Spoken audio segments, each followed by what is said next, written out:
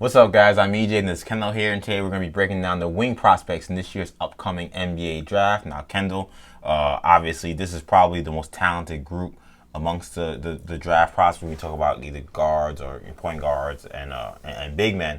There are a lot of wing prospects that could go high in this draft, so this should be interesting kind of breaking down what we think of these guys. Yeah, I feel like if you're looking at the lottery prospects, most of them are going to be comprised of guys that could be on this list. They're going to be guys not on this list that I consider lottery prospects. So if they don't make this list, doesn't necessarily mean I don't like them as prospects. They probably it might mean that because I don't like this draft in general. So there are going to be guys on this list I might not like as prospects. But regardless, I feel like if we're talking about what is a weak draft class in general, the wing class the wing position is the strong suit of this draft. At the very least, I would say it has the most potential because I'm actually not as crazy about this whole field of class prospects as well. And I look at the wing position, and there's surprising guys on your list that I don't like at all, but are guys that we look at as high ceilings potentially because of their age and things like that. So without further ado, let's get to our list. So let me go first. We're going to go 5 through 1. What are your players that you have for your top wing prospects? Starting at number 5, I'm gonna look at DeAndre Hunter. DeAndre Hunter, forward out of Virginia, won a national championship last year with the Cavaliers.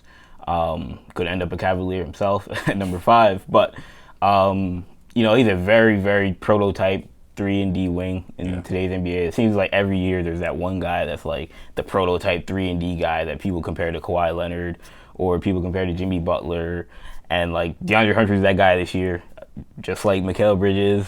Just like Josh Jackson, he's not Kawhi Leonard. He's not Jimmy Butler.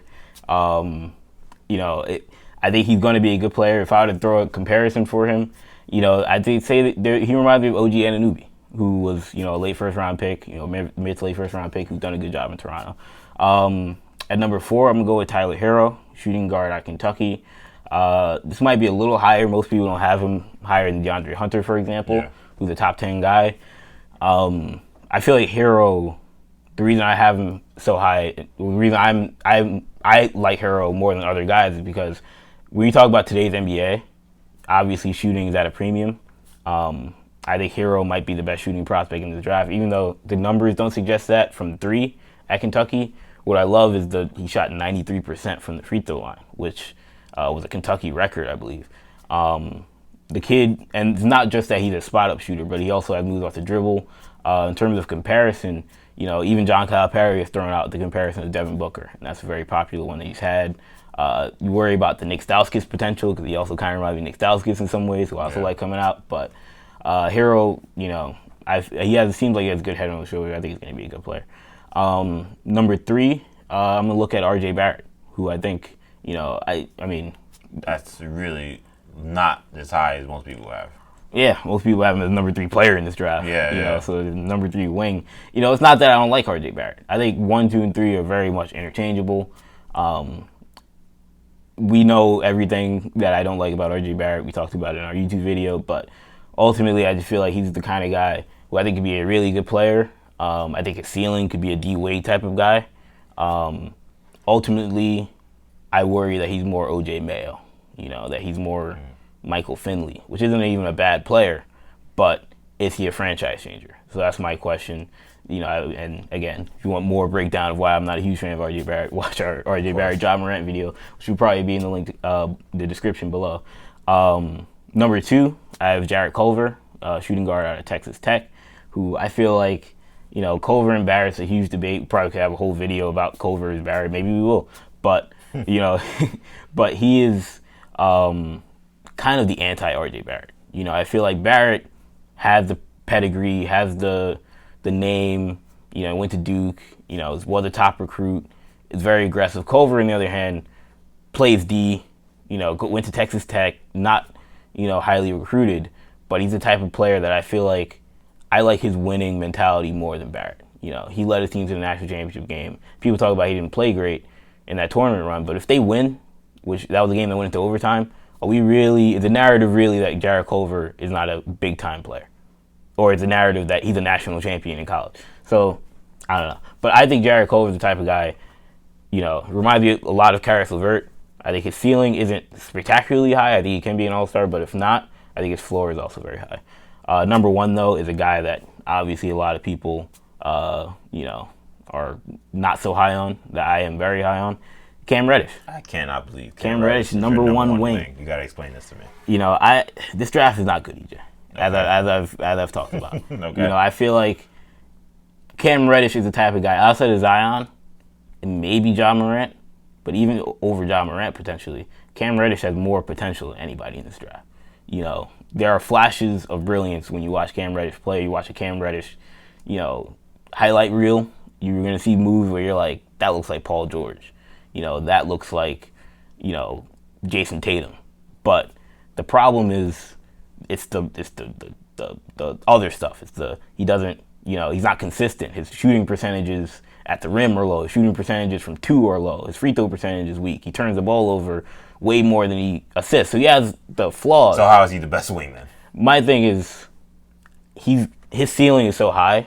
I feel like if he's in the right situation, which that's the thing. If you're a team that doesn't have the structure, like the Knicks, for example, I wouldn't risk drafting Cam Reddish because I think he needs a structure. I love him in Washington, where he's playing with a guy like Bradley Beal. But you think their organization, they're not? No, it's not necessarily the organization. I mean, yeah, they're in turnover. We'll see what the new a lot of regime turmoil is. going on in Washington. But like playing with a veteran guy like Bradley Beal is what I want to see. Another scorer that can kind of teach him the ways. But the one thing I do love about Cam Reddish, there's that Balls Life video that's out there of other high school players right now, like Anthony Edwards and Trendon Watford talking about who's the best guy you've ever played against, and they all unanimously are like Cam Reddish. So that worries me if I'm a team that's not going to draft Cam Reddish. So we have a very, very different list. I'll start at number 5. I have Cameron Johnson from North Carolina. Cameron Johnson, really good shooter. Not a flashy player, but sometimes when you're in the draft, especially when you're drafting later in the draft, you're not looking for a home run. Sometimes you're looking for solid singles, solid doubles. And to me, Cam Johnson's the kind of guy, reminds me very much of Chandler Parsons. Very good length, very good size, excellent shooting stroke, can get his shot off, quick release. Not the greatest ball handler, but again, I'm looking at a guy who I know can shoot and play multiple positions. He can play probably 2 through 4 in the NBA. 6'9", I think he's a really solid player. I have him at number 5. Number 4, I have DeAndre Hunter. I was actually shocked that I had a guy in Hunter who a lot of people may say go at 4 overall in the draft. That you would have him even lower than I did. I'm not crazy about him. He's a good defender. I'm not gonna say decent. He's a good defender, but I worry about his slow shot release. I worry about his ability to create on his own. Of course, all these guys are molds of clay. They can all improve their game. He can improve himself into being a great one-on-one scorer. He just isn't right now. To me, his ceiling, or a reasonable ceiling to me, is like a Jerome Kersey, going way back in the day. But a kind of a strong, physical 3-man, and maybe besides Jerome Kersey, really didn't shoot threes. He can maybe hit a 3 every now and then. A lot of kids are like, ooh. Yeah, a lot of kids don't know who the hell I'm talking about. But Play 2K. Play 2K, the 90 Portland Trailblazers, that Jerome Kersey, the small forward, very similar in the fact that they filled the box score up with different things. They rebound, they defend, they hit shots. So that's my thing for Hunter at 4. Number 3, I have Cam Reddish here. I don't love this guy either. To me, he's the kind of guy I wouldn't want to take a shot on, to be honest. I don't blame you. Because he's very risky. I don't care that high school kids think he's good. To me, that's not really relevant when I seen him play college basketball against big boys, and them guys were not afraid to guard him. He was very guardable. Yes, he has highlights where he looks incredible. He has highlights where there's no question. He looks like he should be the number 1 pick in this draft. I'm including Zion Williamson in that. But it's too far in between, and we're talking about a guy, and I'm worried about what's in his heart, does he really want it? I don't want to ask a question about a guy I'm drafting super high. So I couldn't put him higher than 3. I think comparing him, a lot of people keep running to Paul George. I think a more reasonable comparison, honestly, is Rudy Gay, a guy who had very similar comparisons, very similar deficiencies as well in terms of whether or not they could ever reach their full potential. But the skill level is clearly there. The sky's the limit in that regards. Number 2, I have Jarrett Culver. I love Jarrett Culver's game.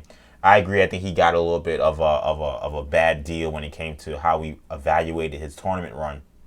But at the end of the day, he didn't play that great. So that's something that you have to take into consideration. But I think his shooting will get better.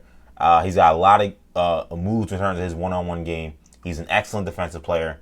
To me, he kind of reminds me of what Jimmy Butler kind of is right now. Not Jimmy Butler that came up when he was a rookie or when he was at Marquette, but Jimmy Butler the way he is now. I think Culver has a very similar skill set, very similar style of game. And number one, I got R.J. Barrett. He's been elite pretty much since he's been a kid.